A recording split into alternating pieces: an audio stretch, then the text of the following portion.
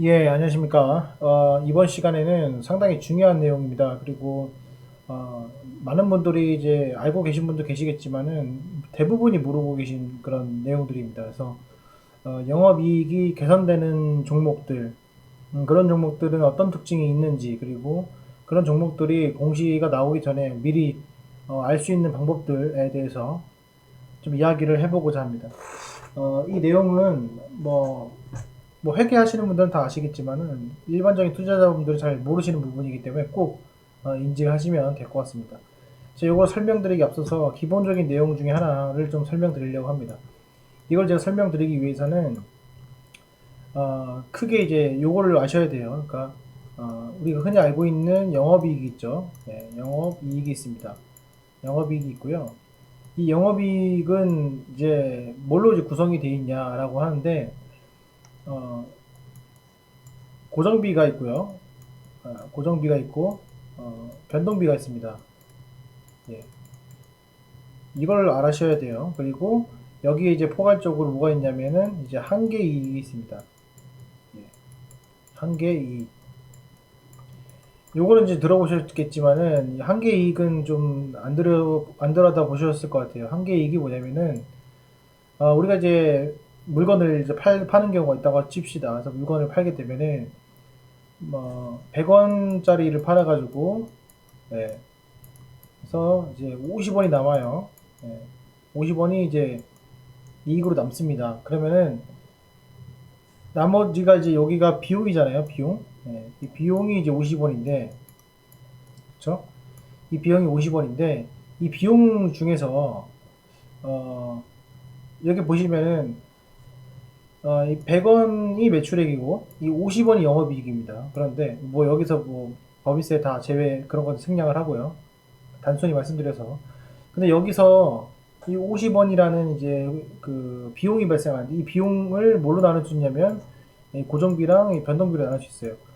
자, 예를 들어서 이 100원짜리가 떡볶이라고 칩시다. 그러면은 이 떡볶이의 원재료 값이 있겠죠. 그러니까 떡볶이를 한 개 팔 때, 그리고 두 개 팔 때, 세 개 팔 때를 따졌을 때, 항상 이제 늘어나는 것은 떡볶이의 개수, 그래서 고추장, 양념, 뭐 고춧가루, 물엿, 설탕, 뭐 여러 가지가 있겠죠. 그런 비용들은 한 개 파냐, 두 개 파냐에 따라서 항상 달라지죠. 네, 그래서 그게 변동비입니다. 그래서 보통 이제 원재료비가 여기에 해당이 되고요. 그리고 이제 고정비라고 하면 뭐냐면은 떡볶이를 팔든 안 팔든 항상 나가는 거예요. 뭐냐면은 뭐 월세, 그죠? 가스비, 가스비는 뭐 차이가 나겠지만 그다음에 뭐 정수기 렌탈료, 뭐 세스코 등등 나가겠죠. 그리고 시설 투자했을 때 거기서 나가는 감가상각 이런 것들이 있겠죠. 항상 나가는 거기 때문에 그게 이제 고정비가 됩니다. 그래서 이 50원에 대한 내용을 잘 살펴보면 어떤 떡볶이 집은 원가가 20원이고 원가가 20원이고 고정비가 30원인 데가 있고요. 어떤 데는 원가가 40원이고 고정비가 10원인 데가 있습니다. 그렇죠? 이렇게 됐을 때 이 떡볶이집에 이제 한계 이익을 구하라라고 했을 때, 한계 이익이라고 하면 뭐냐면은, 너무 많이 팔아가지고, 무한대로 물건을 팔아서, 결국에는 고정비라고 하면 물건 값으로 나누는 거죠. 고정비 나누기 물건 값 이렇게 되는데, 물건의 개수가 되는데, 그 물건이 너무 많이 팔리기 때문에 물건이 무한대가 되기 때문에 고정비가 0으로 된다. 그래서 앞에 말씀드렸던 이 고정비가 0으로 됩니다. 0으로 되면서 얘는 지금 한계이익이 10원, 100원 마이너스 30원에서 70원이 되고요. 얘는 지금 한계이익이 어, 고정비를 빼는 거니까 80원입니다. 죄송합니다. 네, 80원이 되고 그리고 밑에 거는 100원 빼기 고정비가 0이라고 하니까 한계이익이 90원이 됩니다. 죄송합니다. 제가 잘못했네요. 얘가 70원이고 얘가 90원입니다. 그렇죠? 그러니까 고정비가 0으로 되는 겁니다. 너무 많이 팔아가지고. 그렇죠?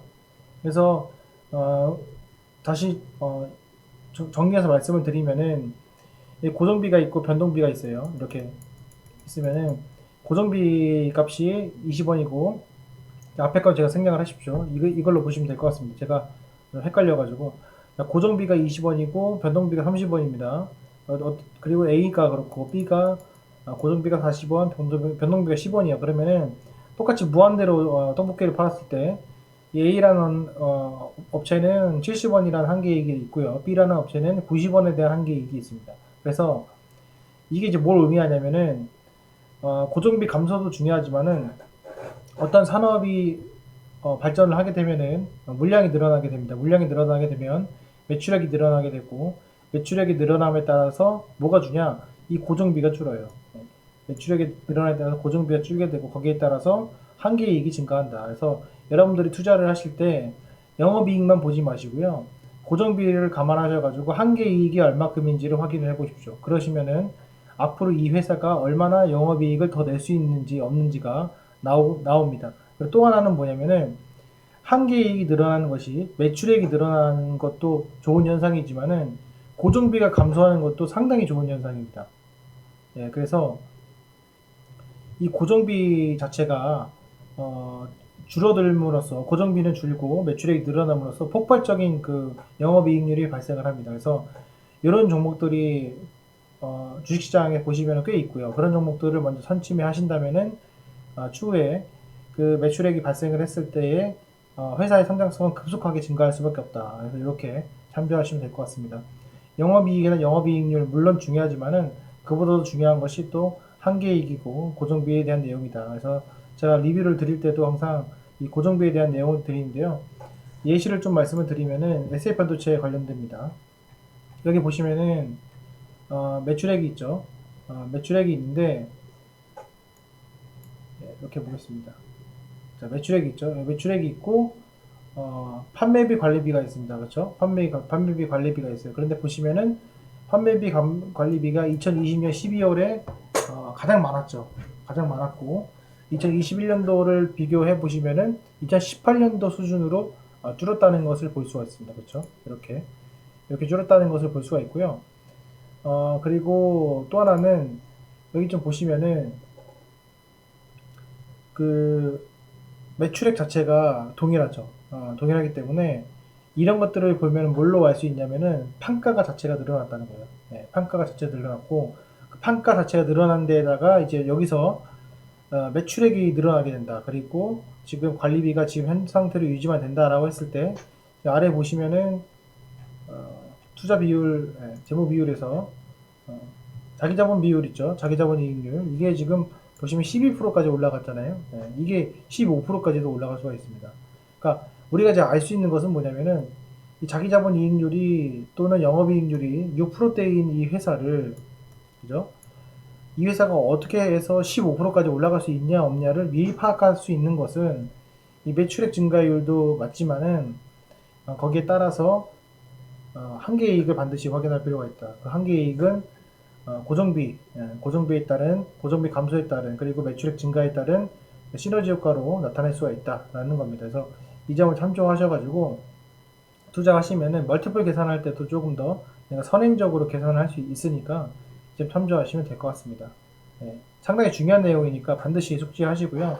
그리고 앞으로도 제가 좀 기본기에 대한 내용들을 많이 올릴 예정이에요. 그러니까 물론 이제 주식으로 뭐 단타 치고 한 것도 좋지만은 이 기본기가 되지 않으면은 언젠가는 금방 무너집니다. 그러니까 그냥 단타를 친다는 것은 모래성 쌓기라고 보시면 될 것 같아요. 그러니까 참조하셔가지고 투자하시는데 조금이나마 도움이 됐으면 좋겠습니다. 오늘 영상은 여기까지 하겠습니다. 감사합니다.